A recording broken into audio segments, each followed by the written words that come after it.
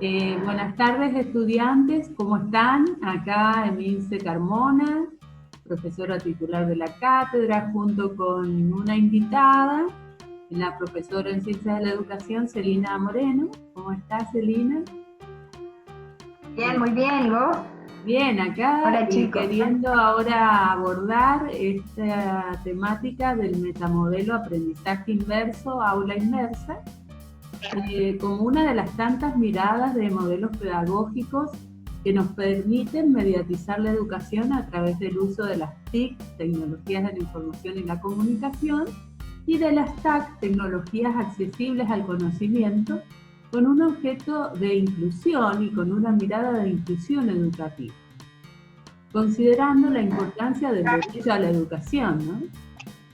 eh, Tal cual. Tratando que en este momento de COVID-19 nadie quede fuera, y viendo todos los medios posibles para poder llegar a cada uno de nuestros estudiantes. Si comenzamos a analizar este metamodelo de aprendizaje invertido, vamos a volver a la diapositiva anterior. ¿Por qué la red de aprendizaje invertido, que es la red internacional que abarca a todos los docentes que hace más de 10 años aproximadamente están trabajando en esta nueva mirada, decidió acuñar el nombre aprendizaje inverso cuando la educación se hacía totalmente online, y es una evolución del aula inversa. Tablet es quien en principio realiza esta definición, diciendo, ¿por qué? Porque había gran cantidad de docentes, de investigadores que comenzaron a llamar como aprendizaje invertido a lo que es realmente el aprendizaje inverso. Entonces en la red vemos gran cantidad de artículos que hablan específicamente de la palabra aprendizaje invertido, cuando en realidad el enfoque pedagógico tiene que ser denominada como aprendizaje inverso. Y esta es la red de personas y docentes, profesionales que están trabajando con esta nueva mirada. ¿Por qué un metamodelo? Porque abarca los otros tipos de aprendizajes, el ubicuo, colaborativo, cooperativo, inclusivo, y tiene 3 etapas que debe analizar ese profesor. En realidad, invertido es porque damos vuelta a la clase. ¿Qué significa esto de dar vuelta a nuestra clase? Es cambiar con las prácticas tradicionales. En vez de comenzar con una clase magistral, apenas me encuentro con mis alumnos, ya sea en una videoconferencia donde la atención es menor, donde es más difícil que ellos estén atentos más tiempo, o en lo presencial también. Sabemos que nuestros estudiantes actuales no son los de hace 20 años atrás, hoy están siendo estimulados permanentemente por las tecnologías, y ellos en 10 minutos de discurso ya se nos fueron, o se fueron al celular o a contestar mensajes y perdieron su foco de atención en la disertación. Entonces este modelo propone que nuestra disertación se envíe a los estudiantes antes, en sus casas, a través de un video o a través de videos de otros profesionales, que con preguntas, con una actividad didáctica que les permita ese tiempo de reflexión individual, para que saquen su propia subjetividad y enriquezcan luego al grupo colaborativo. Al momento del durante, o sea, cuando ya estamos en una videoconferencia, imitando en forma sincrónica a la presencialidad, en ese momento el docente va a tal vez tomar algún cuestionario o ponerlos en juego con alguna gamificación, donde pueda comprobar si realmente han visto ese video, han visto esos materiales, y en función de ello va a decidir por dónde continuar su clase. y va a establecer talleres Sería distintos. el durante, Sí, sí, digo que el durante, quizás, exacto, eso mismo, es como que se convierte en un taller en donde se ponen en juego lo que el estudiante, a lo mejor las dudas que tiene respecto al antes que realizó y donde puede el docente guiarlo en ese proceso. claro, acompañarlo en esa nueva conceptualización y como diría Benveniste ya en el año 96, eh, acompañando al sujeto de lo cotidiano a convertirse en un sujeto de la actitud científica.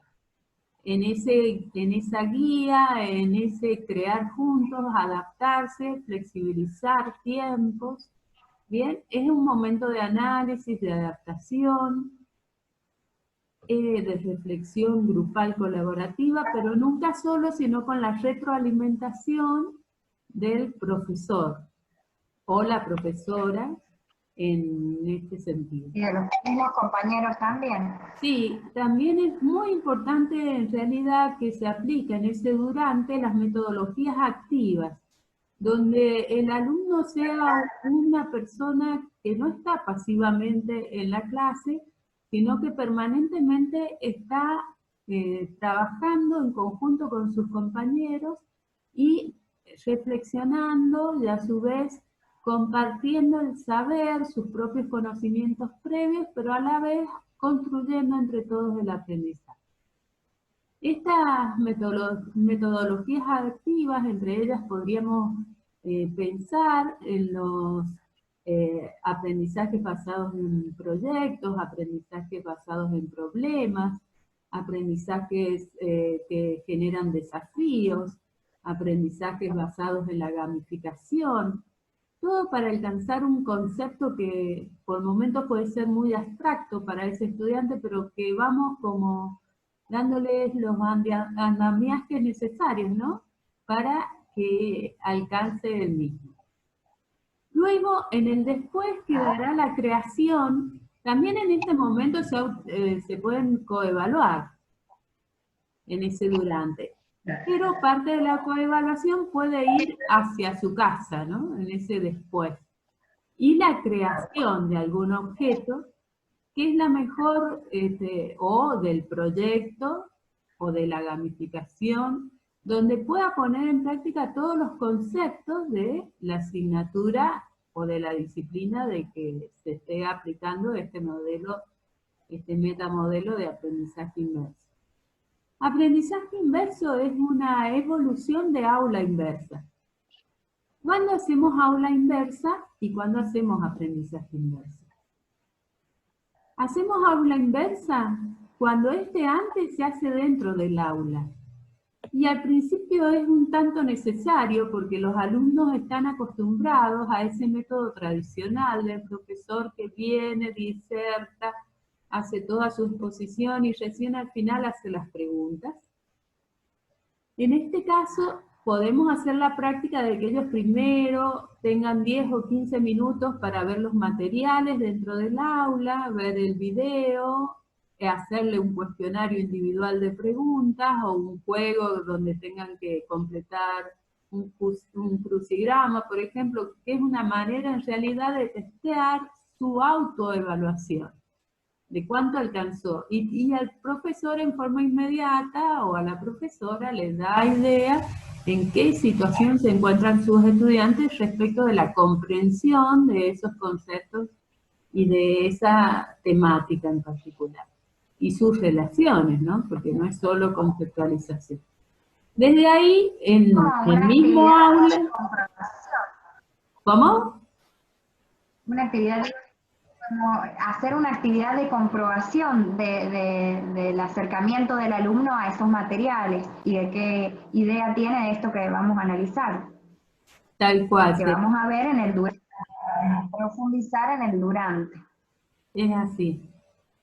Y esto le va a permitir después ir a enriquecer a su grupo colaborativo con su propia experiencia. Ese estudiante que tuvo un espacio individual que se rescata, lo lleva luego a esa reflexión individual en el espacio grupal colaborativo, ubicuo, en el cual se están reuniendo, ¿bien?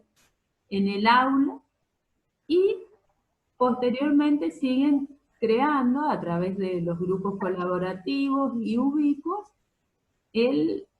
la tarea final que les dio el profesor. Y este proceso se repite. Ese después, claro, exacto. Ese después digo que puede convertirse incluso en un antes, en el aprendizaje inverso. Ese después también puede convertirse en el antes de la próxima clase, ¿verdad? Exactamente. Y así se va formando un ciclo que se va autogestionando.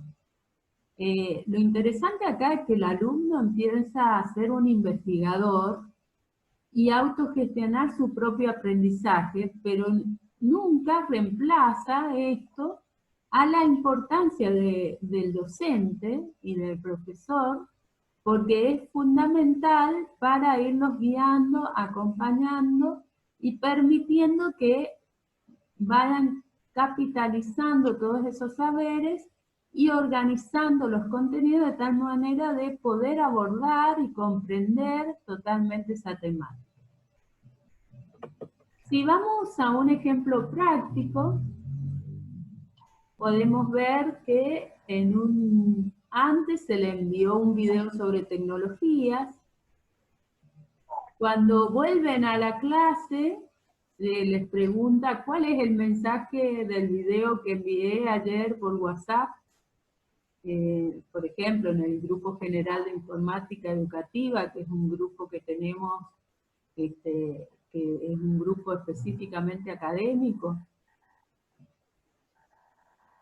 Entonces, a partir de las respuestas de nuestros estudiantes, comenzamos a hacerle 4 preguntas de hechos, de conceptos, de procedimientos y metacognitivas. ¿Podrías leer esas preguntas, Celina? Las leo. Por un lado tenemos la primera pregunta que dice, ¿qué experiencia tuviste con alguna antigua tecnología al usarla? Luego tenemos la pregunta que dice, ¿qué es el cambio tecnológico? Ahí vamos a lo conceptual, ¿verdad? Exacto. Luego pasamos, ¿cuál es el proceso por el cual se produce un cambio tecnológico? ¿Y qué sentido tiene el vertiginoso cambio tecnológico? Acá los hacemos reflexionar un poco y vamos pasando por estos como estadios que vos mencionaste recién, este tipo de preguntas para inducirlos a un aprendizaje significativo. Claro, la idea en realidad es siempre ir buscando el sentido, que los estudiantes logren alcanzar una significación para su vida en sus aprendizajes e ir dándole sentido a todo aquello que aprenden y conectándolo con la propia vida. Después de ahí se le puede dar una tarea que es, por ejemplo, crear una wiki colaborativa que la pueden iniciar a crear en clase y se va profundizando después en los grupos colaborativos sin estar presente el profesor. Y al volver el ciclo a repetirse, ese después, como decía Celina, se convierte en un antes y comienza el ciclo de clases de aprendizaje inverso. Es fundamental que el alumno conozca cómo lo vamos a evaluar, también que valore los momentos de evaluación, de autoevaluación, para que pueda desarrollar su pensamiento crítico y también los momentos de coevaluación entre sus pares. Todo esto lo hace crecer a niveles de pensamiento crítico, a niveles de cooperación, de colaboración entre ellos, donde algunos pasan a ser tutores de otros, de acuerdo a sus habilidades. Les vamos a preguntar como un desarrollo esta clase. Claro. ¿Cómo? Digo que es como un desarrollo, plantearles las actividades de este modo los hace desarrollarse en 2 planos. Por un lado, el plano individual e intrapersonal con la metacognición y las reflexiones, primero la adquisición de conceptos, y después también el trabajo en equipo, la colaboración, la coevaluación, que vamos hacia el afuera, ¿sí? Hasta lo externo. Sí, entonces, ¿cómo se enriquece? Sí, cómo se enriquece una actividad con la otra, ¿no? Y muchos nos dirían, pero no es nada nuevo, si venimos trabajando con aprendizaje colaborativo desde los años 50 hasta nuestra fecha. Pero en realidad lo nuevo es la metodología y la estructuración de ese tipo de aprendizaje y los lugares donde ellos se desarrollan. Algunos en la casa, otros en la presencialidad con el maestro en la escuela, y si ahora, como estamos en un momento de emergencia educativa sanitaria, no de educación a distancia simplemente, se está haciendo totalmente vía web. Y en algunos casos, el aprendizaje invertido puede ser aplicado incluso sin tecnologías informáticas. Bueno, no, la importancia de darnos cuenta que aprendizaje invertido se puede usar con y sin tecnología, que es un enfoque pedagógico. Y en realidad, desde este enfoque, no importa qué tecnología estemos usando, podemos estar usando el cuaderno, el papel, el lápiz, ¿bien? ¿En qué sentido? Hay escuelas rurales a las cuales la conexión de internet no llega, pero la forma de estructurar el maestro sus encuentros es lo importante. Y decir, bueno, le voy a mandar el cuadernillo a estos alumnos con todas las actividades sobre una determinada temática, pero cuando ellos vengan a mi clase, ¿cómo voy a hacer para aprovechar mejor ese tiempo tan valioso que tengo para verlos una vez al mes o una vez a la semana? Y entonces está en esa estructuración que la clase se vuelve significativa y con sentido. Y en esa estructuración, ahí es que el maestro puede aplicar gamificación, desafíos, juegos, aprendizaje basado en proyectos solidarios que podrían ser hacia la comunidad, ¿bien? Aprendizajes basados en problemas reales de la comunidad, como podría ser tomar el tema del COVID-19 y lo que se está viviendo y analizarlo, con tal de que para ellos sea verdaderamente significativo lo que están aprendiendo. Y luego invitarlos a crear.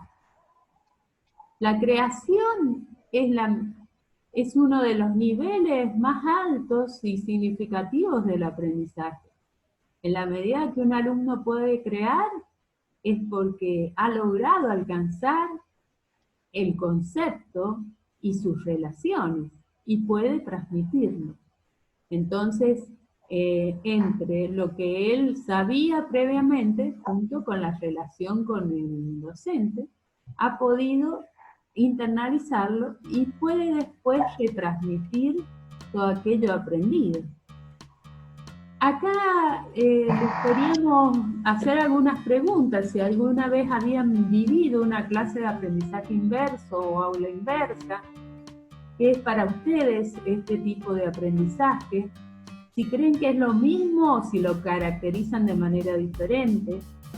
¿Qué sentido tiene cambiar al metamodelo de aprendizaje inverso o aula inversa en nuestras prácticas de enseñanza? Y yo le agregaría en la actualidad, en tiempos de pandemia. ¿Tiene algún sentido esto? Yo te doy mi opinión, te respondo como si fuera la destinataria de estas preguntas. Sí he vivido experiencias de aprendizaje inverso y me han parecido muy enriquecedoras. Me han permitido organizarme con los tiempos. Para mí ha sido una forma exitosa en mi situación de mamá, docente, empleada pública y todos los roles que tengo que cumplir me ha resultado muy útil.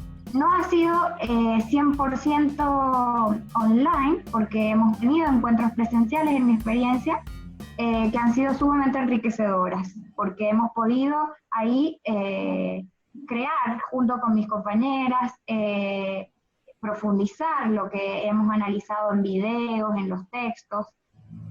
Bueno, en fin, ha sido bastante fructífera mi experiencia. Bueno, ¿qué es el aprendizaje inverso? Bueno, ya lo hemos dicho, es un metamodelo de aprendizaje que creo que hoy en día, y ahí te lo relaciono con la última pregunta del sentido que tiene cambiar al metamodelo y en la actualidad, creo que hoy en día es como la clave para la situación que estamos viviendo, porque, a ver, yo creo que en muchos casos la educación ha vivido un momento bastante delicado con esto de la pandemia, porque han tenido evolucionando bastante bien, por lo menos te lo digo en el caso con mis hijos en su escuela. Hemos llegado a un momento en el que hoy es mucho más cómodo, pero al principio era bastante engorroso hacer las tareas. Claro. Y yo creo que si se hubiera utilizado este metamodelo de aprendizaje inverso hubiera sido mucho más útil, en donde los niños, guiados por los padres, obviamente, siempre se necesitan a los padres cuando son pequeños, pudieran indagar en lo que es la parte teórica, con videos de las señas, que es lo que están haciendo ahora.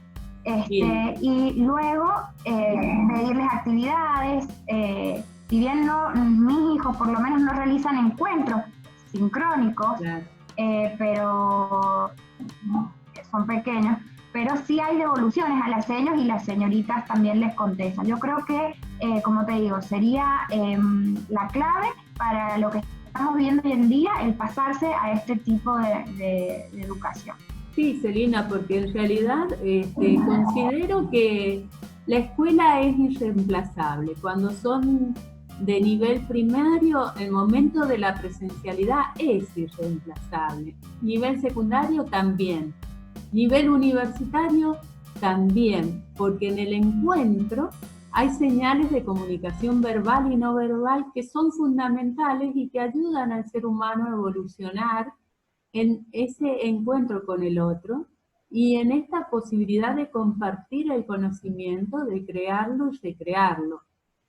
Pero desde esta perspectiva del derecho a la educación y de la inclusión educativa, este metamodelo hoy podría ser una de las tantas soluciones para abordar distintas temáticas interdisciplinarias, porque también lo que les está sucediendo a muchos estudiantes es que se sienten abarrotados de tareas a raíz de que los profesores entre sí de un mismo curso no se han puesto de acuerdo y todos están exigiendo en alta medida el envío de esas tareas.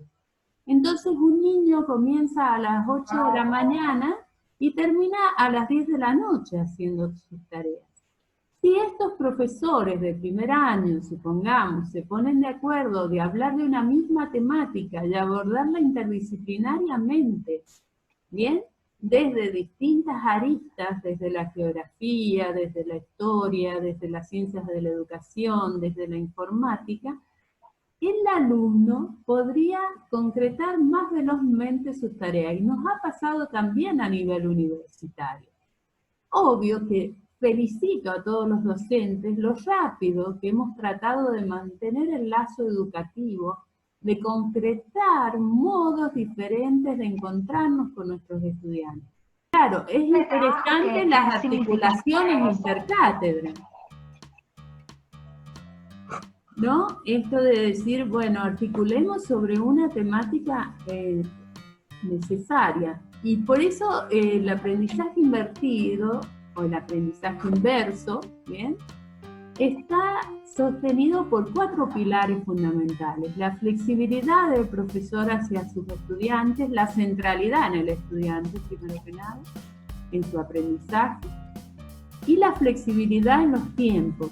Y en un tiempo de pandemia, con más razón hay que ser más flexibles con los tiempos y saber que cada estudiante tiene un proceso diferente, un acceso y conectividad diferentes, y que van a poder evolucionar de manera diferente. Entonces el acompañamiento, la guía del profesor, no solo como disciplinar, sino también como profesor tutor, que se encuentra acompañando también desde lo emocional y lo socioeducativo, son fundamentales.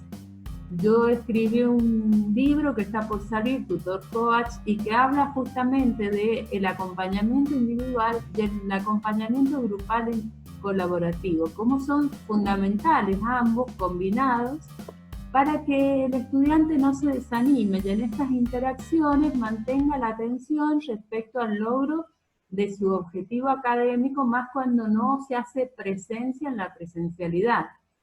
Al decir de Anderson y Hutchinson, allá en el 2006, con el Deep Learning del siglo XXI, nos decía la importancia de generar comunidades de aprendizaje e investigación que hacen presencia en la no presencialidad, con su presencia social, cognitiva y docente, entendiendo como la presencia social parte de este acompañamiento no solo a niveles didácticos o pedagógicos o disciplinares, sino también a niveles emocionales de ese estudiante, más en un momento de emergencia social sanitaria.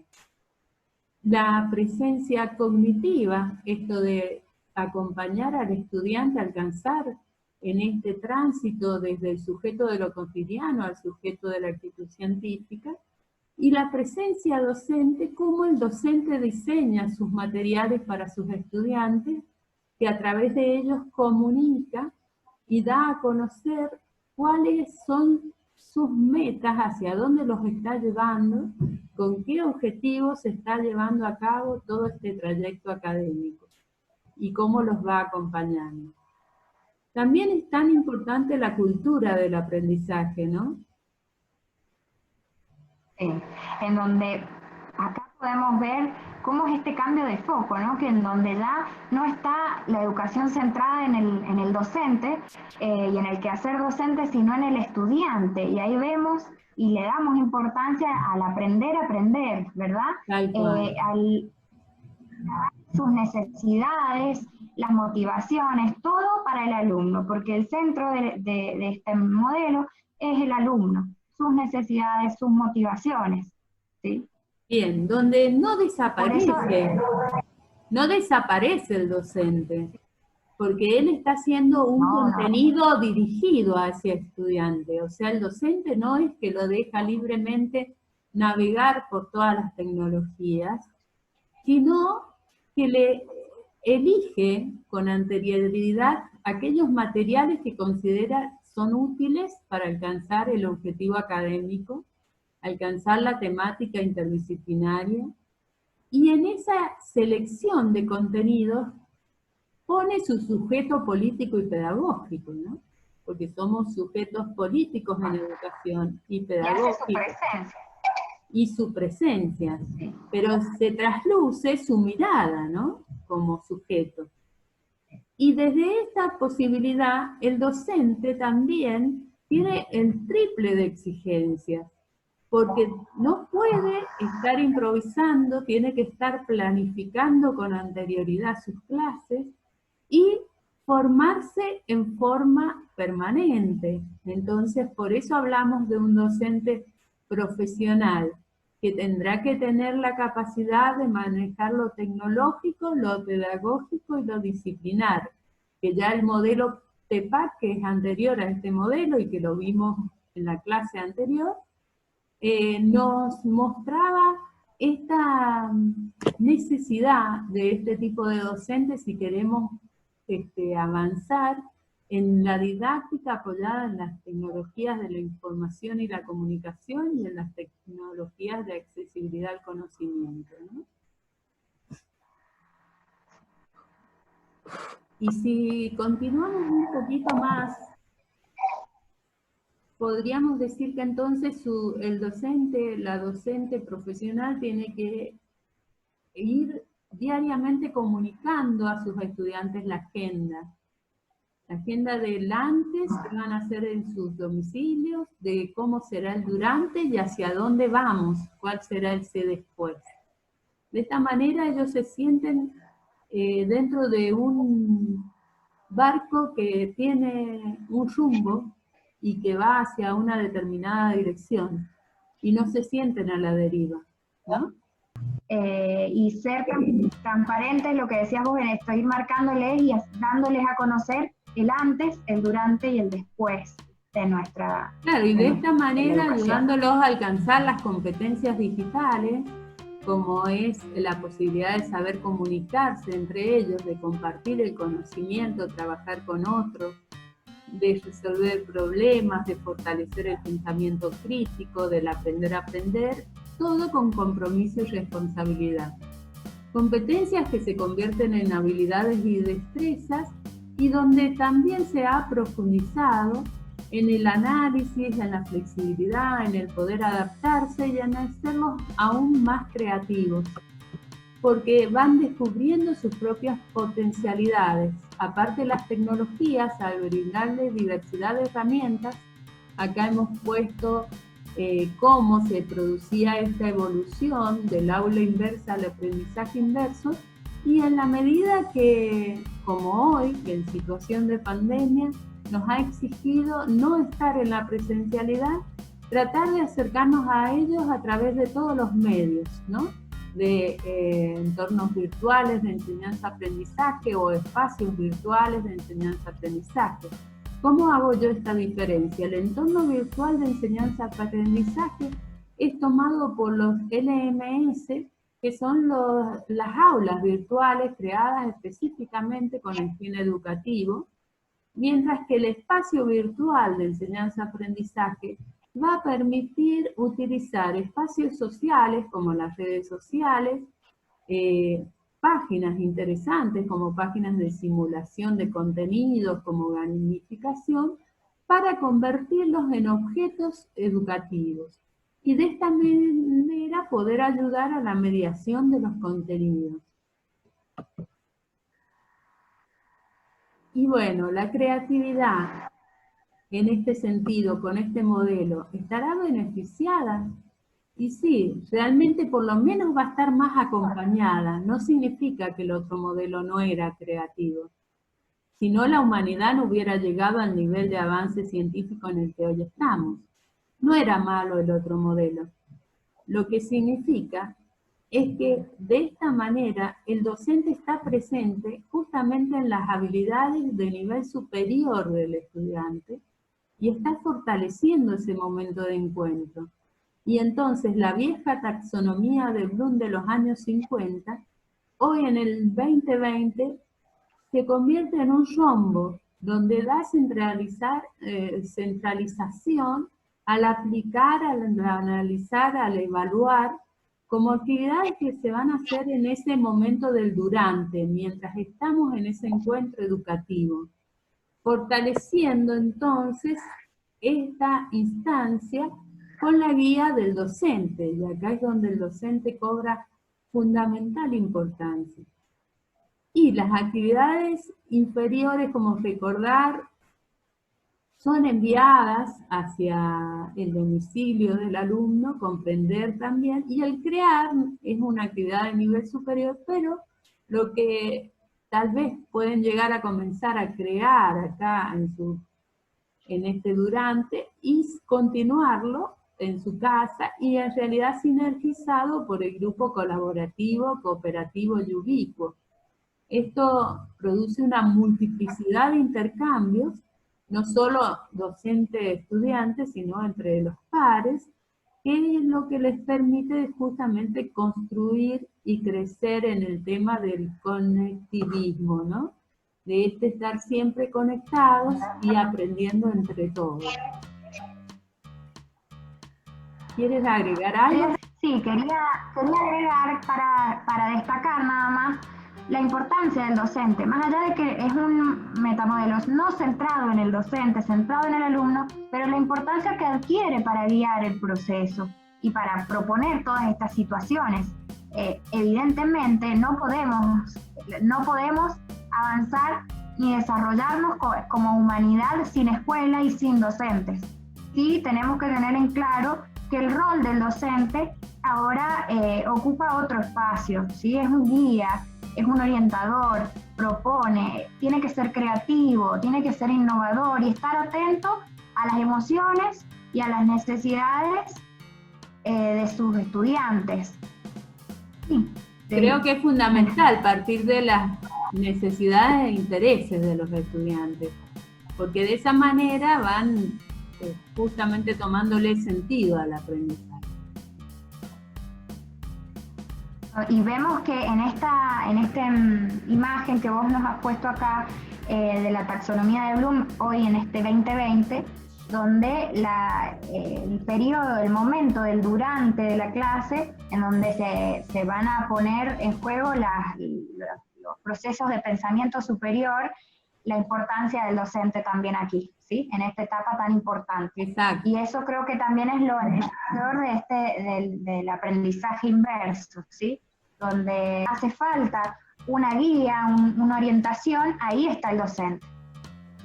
Exactamente. Bueno, ¿y qué sería entonces? Ese docente se puede preguntar, ¿cuáles serían mis buenas prácticas de enseñanza?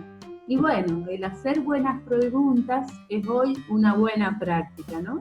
Y lo fue siempre, ¿no? Esto no nace hoy con el aprendizaje inverso. Y una de las formas estructuradas para este metamodelo es pensar en estas preguntas de hecho factuales. ¿Qué significa? Que son preguntas que van a conectar con la vida de los estudiantes. ¿Conoces a alguien que tiene COVID-19? Por ejemplo, si tratáramos el tema de pandemia. Por ejemplo, las preguntas que vos nos habías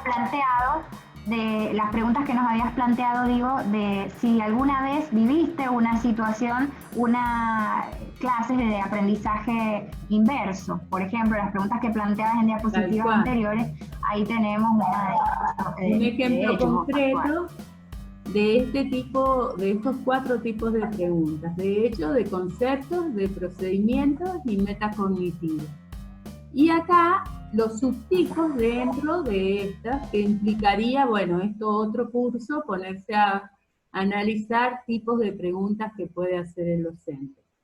Pero sí es interesante abordar una temática que sea del interés del alumno de manera interdisciplinaria y mirada, donde cada una de las áreas va a ser una pregunta de hecho, de conceptos, de procedimientos y metacognitiva, y de esta manera ese objeto que se está analizando va a ser enriquecido por todas las áreas, por todas las asignaturas que están tratando esa temática. Entonces, esto sería lo que nosotros hemos hecho prácticas en nuestra institución educativa de proyectos intercátedra, abordando temáticas que a los jóvenes les interesaban. Entre ellos, por ejemplo, tribus urbanas, mirada desde distintas perspectivas, ¿no?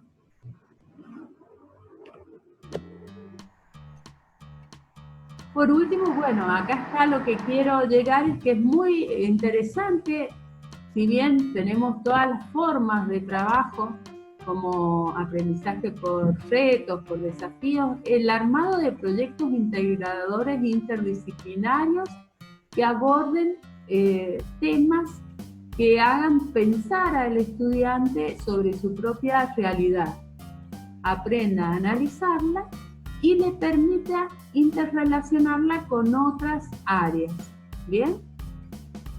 Acá queda planteado entonces el trabajo para ustedes, que elijan una temática de su interés y esa temática la aborden desde distintas miradas y piensen para ellas una pregunta factual o 2, preguntas de conceptos, preguntas de procedimientos y preguntas metacognitivas, para que luego puedan darlas a conocer a través de un conversatorio que haremos en la red. Bueno, gracias por escucharnos hasta aquí y nos vemos pronto. Hasta luego. Gracias, nos vemos. Adiós, chao Emi. Chao, gracias Celina por estar hoy aquí. Gracias a vos.